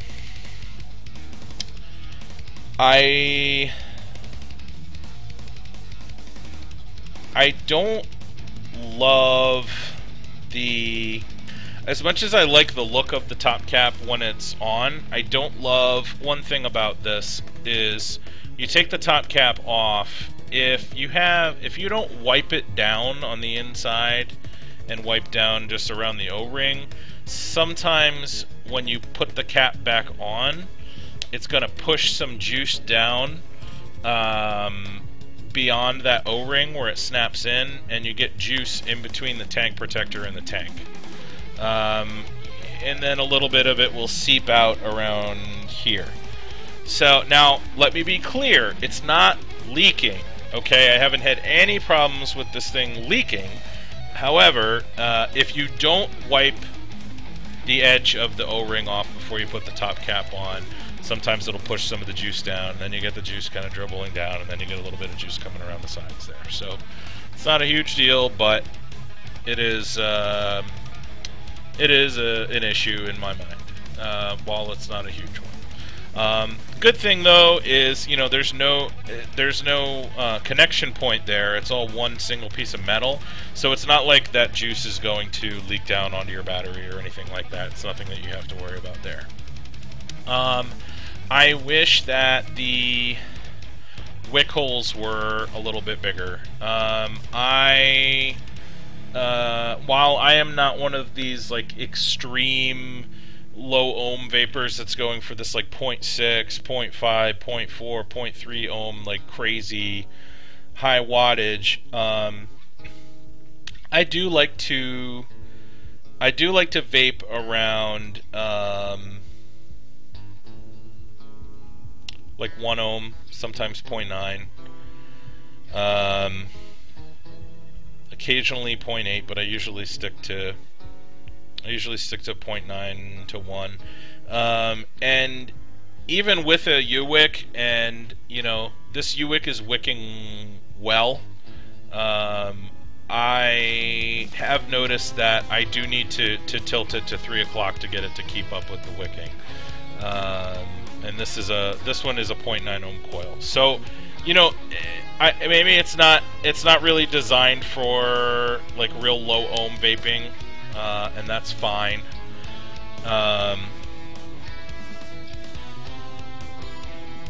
But because it's got the, you know, the small air hole and the tight top chamber, you don't really need to go low ohm with this device to get the flavor out of it. You know, a 1.1, 1.2, 1.3 ohm coil is going to give you plenty of flavor on this because of the way that it's designed. So yeah, U-wicks are, you know, U-wicks take a little bit of time to get used to, but they're not too bad. The key with the U-wick is basically like use as little material as possible, as far as like the width of the wick. Like when I make a U-wick, you know, I mean, you got a long piece of mesh, cut at a diagonal, but it's only, you know, this much mesh, maybe 3/4 of an inch to an inch. You should only be rolling it over itself just a couple times, so it'll be more flexible that way. So, oh wow, Ghost, I just noticed your comment. Well done, well done.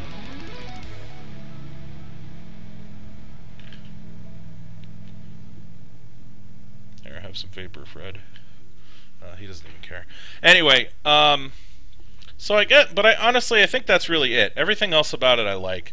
Love the way it looks. I love the way it feels. I love the way the quality of the machining. The quality of the vape is really good.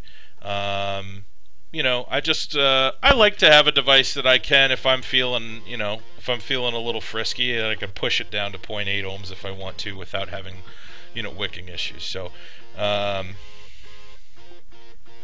said cut it at a diagonal, Capone's Pops. You clearly weren't listening to me. But yeah, I think that's yeah, I think that about covers it. So the Juggy, definitely a thumbs up. It's a really good device. A couple little nitpicky things I don't love about it, but overall this thing's really badass. And it lives up to the hype, you know. Like I said, you know, part of the hype machine with this was the fact that it's difficult to get, but it's a really good device, and I think it will continue to be a popular device, and I'm excited to see what else M1 Vapors comes out with. So there you have it. That's the Juggernaut.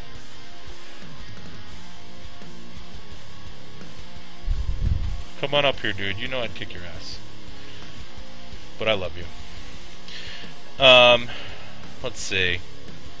Yes, you were right, Nani, about your giveaway time comment. We're going to do a giveaway.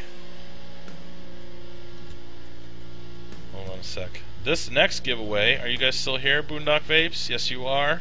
This next giveaway is from Boondock Vapes, who I got to see, actually, at Vape Fest, which was pretty cool. They gave me a sample of their new juice, the Grape Pixie, which tastes exactly like a grape pixie stick, by the way. So, if you like pixie sticks from your childhood, or if you're still a child, you shouldn't be vaping if you are, but if you are,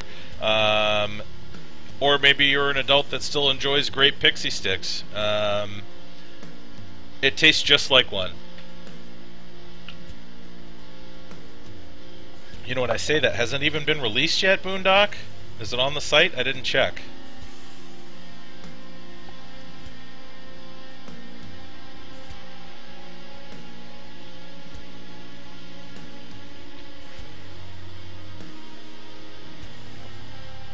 I don't know. But anyway, it is on the site already. Awesome. So yeah, great Pixie. It's really good. I recommend it. We're going to do another giveaway though of Boondock Vapes juice. So this one, we're going to do a number from 1 to 50 again. The giveaway here will be for 4 sample bottles, not the tiny samples. These are the 6 milliliter sample bottles. 4 of them. You get to pick the 4 flavors that you want, and what you're going to do is if you win, I'm going to give you my email address. You send me the 4 flavors you want from the Boondock Vapes website. You send me the PG-BG ratio you want if you want a custom ratio, your NIC content, and make sure you include your shipping address. And it is boondockvapes.com. There you go. You can just copy and paste that. So, yeah, it's pretty cool. So you get 4 sample bottles, 24 milliliters of juice total. Pretty damn good. And you'll like it. I say this every week. They do fruit blends, awesome. The candy flavors are awesome. The fruit flavors are awesome. The mango is one of my favorite fruit vapes ever. And I have a sneaking suspicion that Great Pixie is going to become one of my regular vapes as well, because I like it, and I had it over the weekend. I've had it since, and it's really, really good. So, oh yes, and the discount code, and that's good till what? The end of March. So is this the last time that you'll be able to use it? Hold on.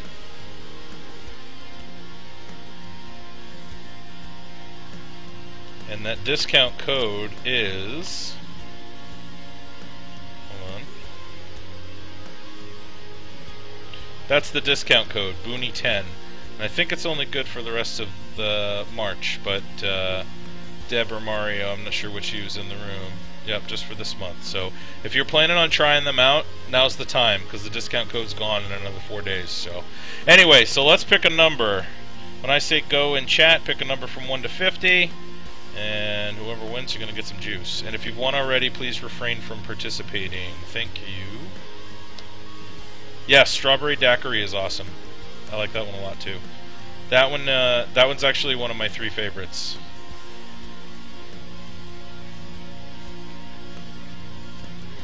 No, I didn't do the giveaway yet, sorry. I'm being slow today.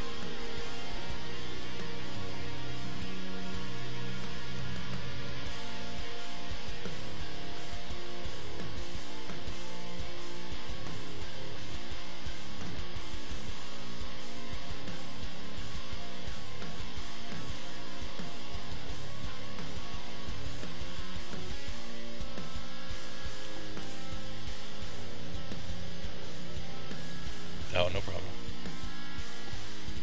You must be a gamer. I know what AFK means.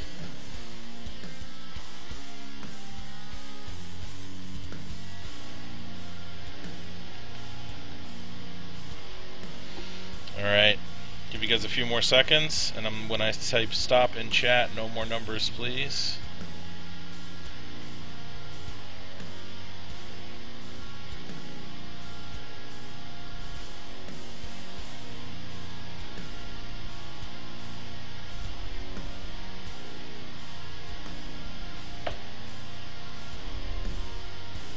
Stop. Alright. Oh, poor hungover Deb. Let's see who won. 10. Alright, I see an 11. And I see a 9. Alright, Relentless and Protected. You guys are going to do a roll-off. When I say go in chat, you're going to pick a number from 1 to 10. Unless I miss any others, I think it's just 9 and 11. Oh, there's 2 11s. Okay, so it's 3 of you. Yep, I just saw Benny. So Relentless, Benny, and Protected. You guys are all going to pick a number between 1 and 10 when I say go. Yep.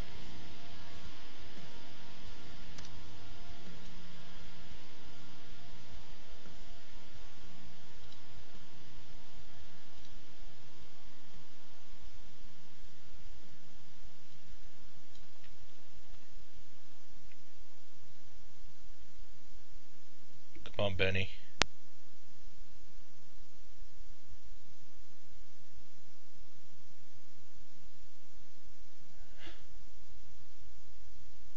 Benny, pick a number from 1 to 10. There we go. 7 on the dot. Relentless, congratulations. Alright, I'm going to send you my email address in chat.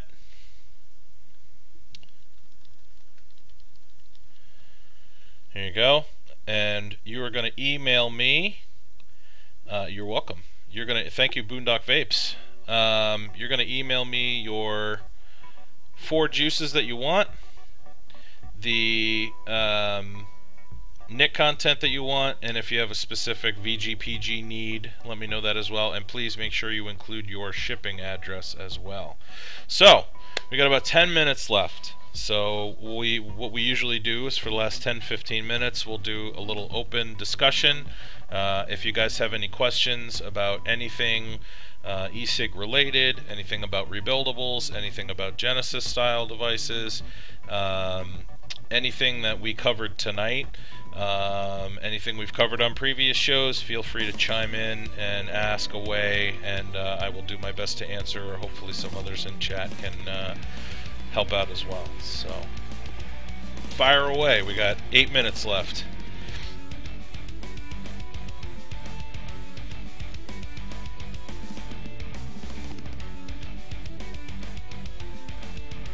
No, I haven't. I haven't received it yet. I do have one on the way though, and I will be reviewing it.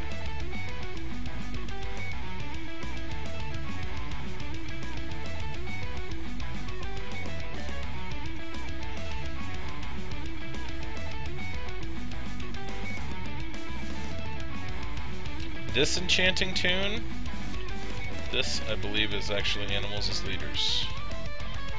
Yes, this song is called Odessa by Animals as Leaders.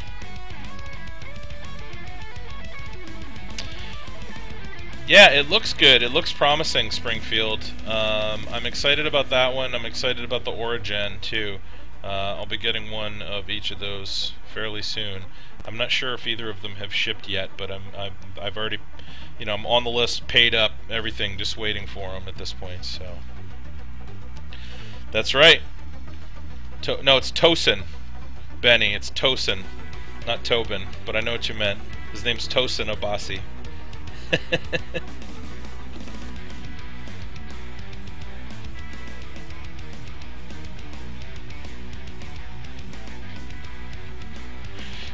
You were close.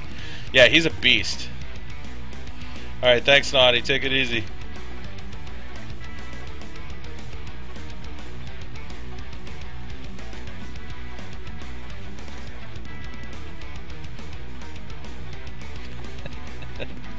It's alright, Ben. You should, if you want to see Tosin just jamming out, do a search on YouTube for Wave of Babies. And there's a video of him just jamming out a song called Wave of Babies. Wave of Babies. That's really good. So. No problem, Ghost. I'm glad I could spend your money. Happy to help.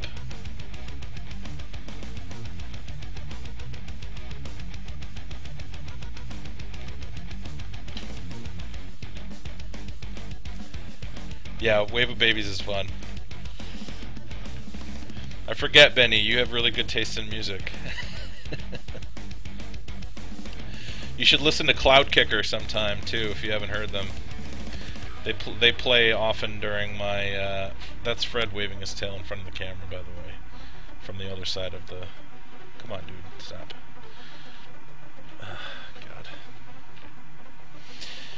God. Yeah, you should check out Cloud Kicker. They're really good. In fact, I got 5 minutes left. I'm going to play my favorite Cloud Kicker song. It's actually the song that I opened my show with. Just so you can hear it. Hold on.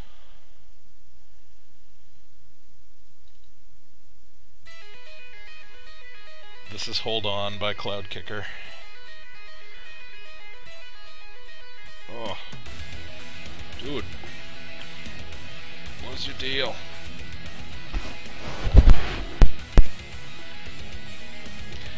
Take it easy, Mario. Thanks for coming by.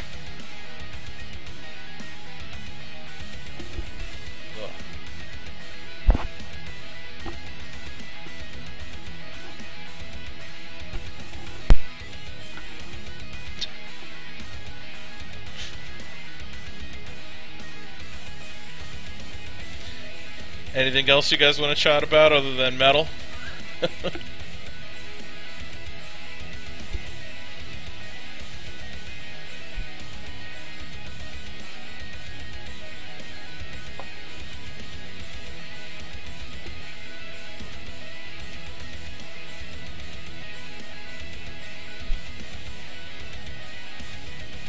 I love Aqua Teen. Yeah, I think mine's about to fall asleep, Sam.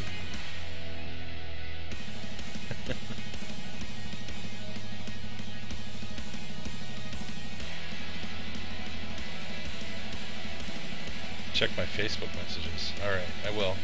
I can't leave it up while I'm broadcasting though, because the bing noise on Facebook comes through. So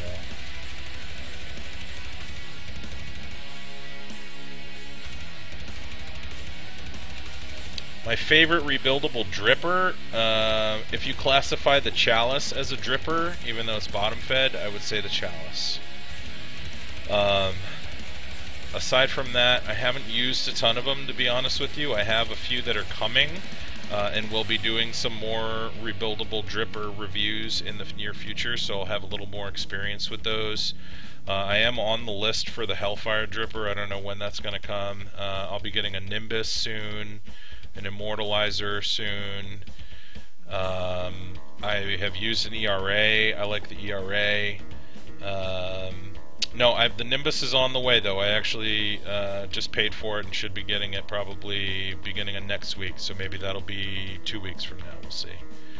Yeah, I haven't used the Fatty. I've heard it's really good though, so yeah, I did notice just from playing around with a few different types of drippers though that I really enjoy mesh in a dripper a lot more than I enjoy silica or cotton wick in a dripper. So if it's you know, I mean, you can use mesh in anything, but you know, some devices are just too small to really work with mesh. But if it's big enough, like a Chalice or bigger, then I definitely prefer mesh. So yeah, I haven't tried the iGo Well. I gave one away on the show, but I haven't tried it yet. So yeah, I do too, Jettervic. You know, I think part of it's psychological at this point, but I really, you know, I can taste silica now. It just doesn't do it for me anymore. Like in this killer.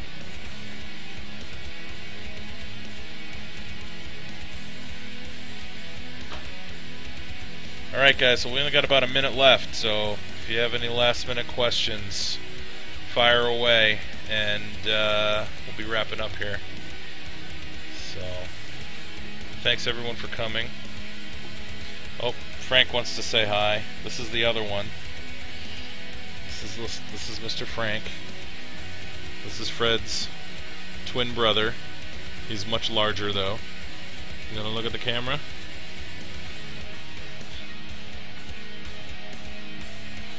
Alright. Come on, bud. Yep. Sure, fire away. I'm glad. Thanks for coming by, guys.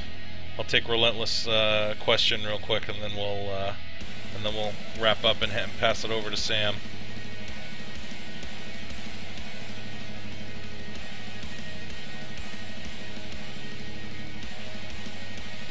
Why does your resistance substantially drop when you use rope as a wick?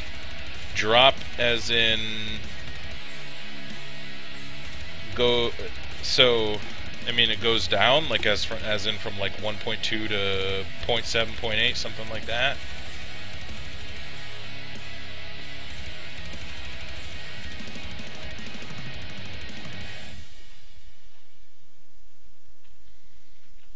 I mean, my guess would be that you have a small short, because the material that you're wrapping it around is not going to have any effect on the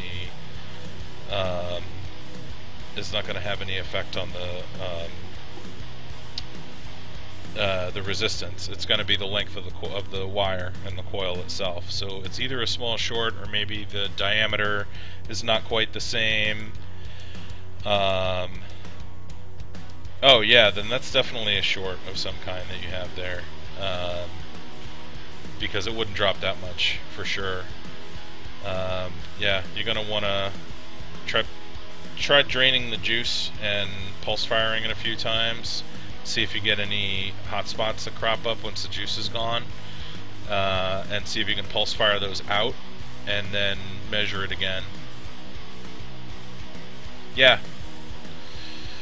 Definitely got to do the mesh around the rope to make sure you got enough surface area touching it. But that's what I would do. I would drain the juice out, burn the juice off, and check and see if you got any hot spots. Fire it until the coil glows nice and even, and then measure it again. But I'm actually going over, and I'm eating into Sam's time now, Relentless. So if you want to ping me on Facebook tomorrow, we can chat about it more, and I can help you out.